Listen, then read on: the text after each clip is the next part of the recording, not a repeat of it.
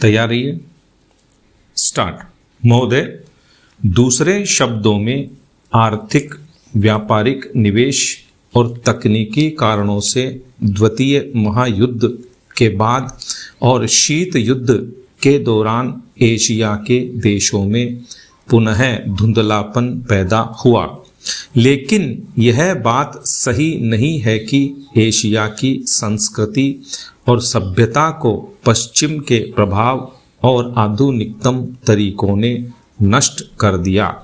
हाँ, एक धक्का जरूर दिया, पर समय समय पर एशिया का यह रूप, एशिया की यह सभ्यता और संस्कृति बलशाली तरीके से उदयमान होती दिखाई देती है। पंडित जवाहरलाल नेहरू ने 1945 में अपनी पुस्तक डिस्कवरी ऑफ इंडिया में एशिया की पहचान पर लिखा है कि 1000 वर्षों से जब यूरोप अपने अंधकार के युग में था, एशिया ने अपने मनुष्यों की प्रगतिशील आत्मा को प्रभावशाली ढंग से दर्शाया। उन्होंने यह विश्वास भी जताया कि एशिया की संस्कृति और सभ्यता यूरोप की संस्कृति और सभ्यता से अधिक प्राचीन है। आज के दिनों में भी चीन के नेता अपने यहाँ आध्यात्मिक क्रांति की बात करते दिखाई देते हैं और अपने आर्थिक विकास को भी प्रतिबिंबित करते हैं। मलेशिया के प्रधानमंत्री भी बड़े गर्व के साथ मलेशिया के रास्ते की बात करते हैं और आधुनिकता और पारंपरिक संस्कृति के मिश्रण से मलेशिया का विकास करना चाहते हैं। भारत के प्रधानमंत्री भी मध्य मार्ग की बात करते हैं, जिसको वे भारत का पारंपरिक विचार कहा करते हैं। वियतनाम के यशस्वी नेता भी साम्यवादी विचारधारा को पारंपरिक सहिष्णुता के अनुसार ढालना चाहते थे।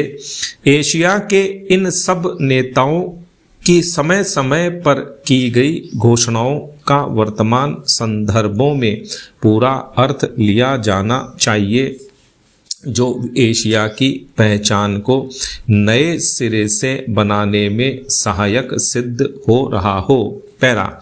यहाँ यह भी बताना उचित होगा कि हाल के वर्षों में एशियाई देश, विशेष रूप से पूर्वी एवं दक्षिणी पूर्वी एशिया के देश, एशिया के सुदृढ़ देशों के रूप में उभरे हैं और इन देशों के आर्थिक विकास की दर विश्व के किसी भी अन्य देश के आर्थिक विकास की दर से अधिक है तथा जिनके आने वाली शताब्दी में विश्व आर्थिक व्यवस्था के निर्माताओं के रूप में उभरने की आशा है। आर्थिक सफलता की इन कहानियों का श्रेय मुख्य रूप से अनुशासित कार्य, किफ़ायत एवं बचत की ऊंची दरों जैसी एशियाई विशेषताओं को जाता है तथा इनसे देशों की जनता के जीवन स्तर में सुधार आया है और एशिया की पुनः खोज जैसा वातावरण बन रहा है।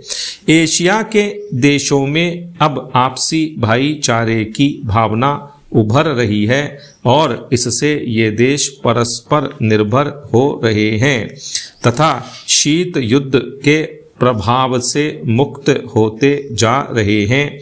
हमारी सरकार ने अपने एशियाई पड़ोसियों के साथ बेहतर संबंध बनाने में पहल करके इस बदलते रुख के प्रति सकारात्मक रवैया अपनाया है। इन सब प्रश्नों का जवाब आज उपलब्ध नहीं है, लेकिन शनेह शनेह इन प्रश्नों में ही इसके उत्तर मिलेंगे। एशिया अपने इन प्रश्नों के उत्तर में एक नए एशिया को जन्म देगा और अपनी एक नई पहचान बनाएगा। यूरोप और अमेरिका के आधुनिक औद्योगिक विकास में फर्क नजर आता है। पैरा। महोदय, बच्चे किसी भी देश के भविष्य होते हैं। यह यथार्थ सत्य है और सदियों से इस ओर विशेष ध्यान देने की आवश्यकता पर बल दिया गया है।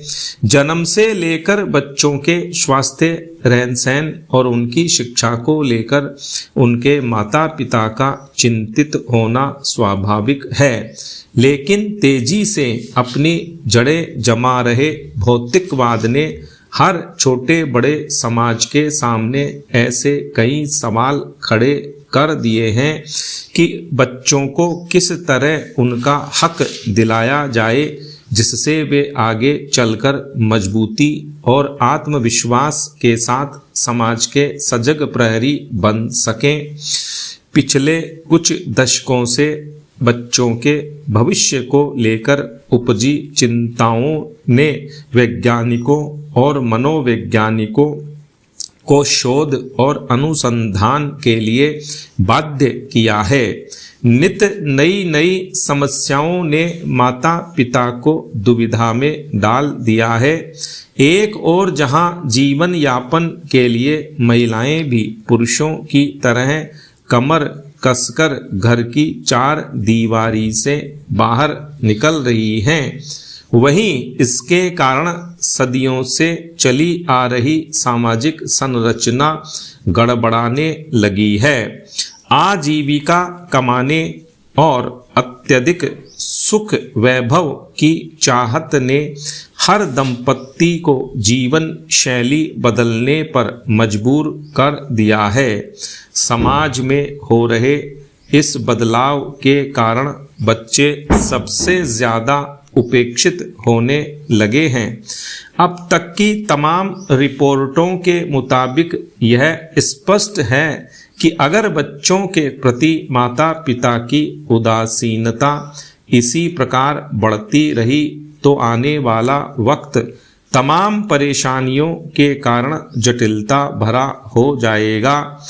के सर्वांगीण विकास के लिए जो सबसे पहली समस्या सामने आती है वह है उनका स्वास्थ्य। पैरा माता पिता अपने बच्चों के स्वास्थ्य को लेकर चिंतित रहते हैं। अपने सामर्थ्य के अनुसार वह कम से कम बच्चों के खाने पीने में कोई कोर कसर बाकी नहीं रहने देना चाहते। इस प्रयास में अक्सर यही देखा गया है कि माता पिता खाने पीने के मामले में बच्चों पर मनोवैज्ञानिक दबाव रखने में लगे रहते हैं। उनकी कोशिश यही रहती है कि उनका बच्चा हमेशा खाता पीता रहे और फिर यह होता है कि बच्चे के खाने पीने का कोई समय निर्धारित नहीं हो पाता और उनकी आदतें बिगड़ जाती हैं। असमय खाने पीने के कारण कई प्रकार की समस्याएं पैदा होती हैं। इन बच्चों में मोटापा होना प्रमुख है। अगर आंकड़ों पर नज़र डालें तो पता चलता है कि विकसित देशों में खास तौर से बच्चों का मोटापा चिंता का विषय बनता जा रहा है। पिछले 5 दशकों से खास तौर से अमेरिका में मोटापे के शिकार बच्चों की संख्या दुगुनी हो गई है।